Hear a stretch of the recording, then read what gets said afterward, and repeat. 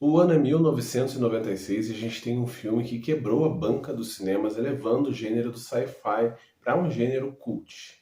Doze Macacos, com toda certeza, marcou uma geração por ter uma pegada um pouquinho diferente sobre a ideia de viagem no tempo.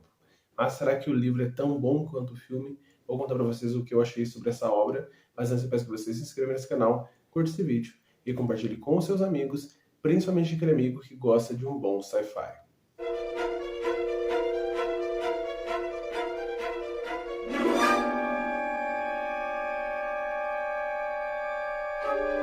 Tudo bem, pessoal? Meu nome é Diego Ferraz. Sejam muito bem-vindos ao canal Cripteca e bem-vindos à crítica do livro Os Doze Macacos, de Elizabeth Hand.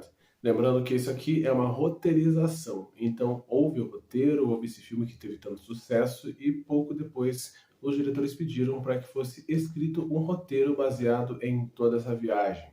Eis que a gente tem uma obra, então, que é muito próxima ao filme. Caso você goste do filme, possivelmente você vai gostar muito do livro.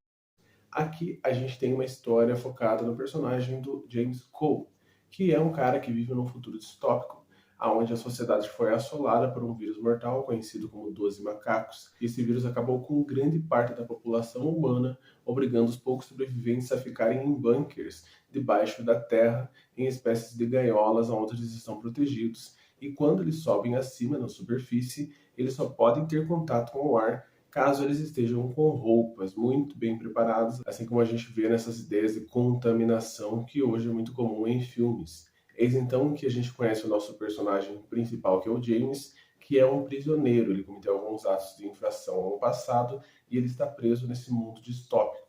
E para reduzir a sua pena, ele aceita passar por uma experimentação de alguns cientistas, que é uma viagem ao tempo para coletar algumas amostras desse vírus para ver se eles conseguem criar uma cura no tempo real.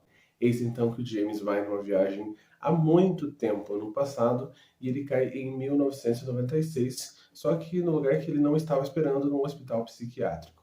Eis então que ele conhece uma doutora e logo ele começa a contar toda essa história mirabolante, ele passa como louco, só que conforme os fatos vão passando e a missão se aproxima de um grande ápice, ele precisa convencer essa mulher e convencer a sociedade de que todos estão correndo um perigo eminente. Primeiro eu vou falar a vocês que faz um tempo que eu não trago críticas literárias por aqui e esse livro foi o causador disso, afinal o início dessa leitura me deixou bastante travado. Talvez por eu não gostar tanto do gênero sci-fi ou por eu não ter uma memória afetiva tão forte desse filme, por mais que eu reconheça ele como um grande sucesso, ocasionou um pouco de eu ficar travado na leitura, não conseguir embarcar nessa ideia de imediato e demorou bastante. Vou falar para vocês que demorou mais ou menos uns 60% do livro que eu estava lendo mais para ocupar o meu dia e até mesmo para acabar com as páginas logo.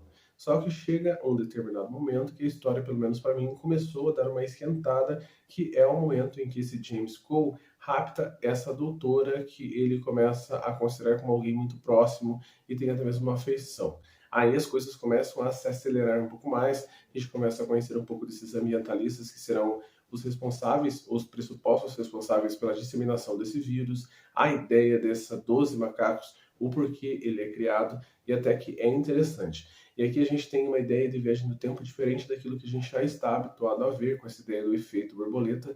Tem uma ideia bem específica que eu não vou contar para vocês o que é, para não acabar com a experiência inteira das leituras de vocês, pois se você souber a dinâmica da viagem do tempo, você já vai matar essa charada e o livro vai ficar sem graça. Eu não sei se a ideia do filme é a mesma, mas eu acredito que sim, afinal é apenas um roteiro que foi adaptado para um livro.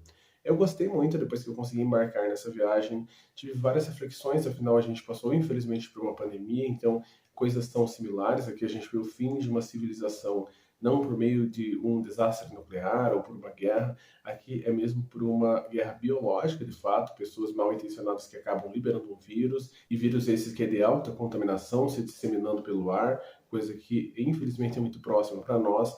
Então, em alguns momentos eu fiquei reflexivo. A história em si tem momentos de alta tensão, que eu fiquei lendo meio que pensando, meu Deus, tomara que eles consigam chegar até tal ponto.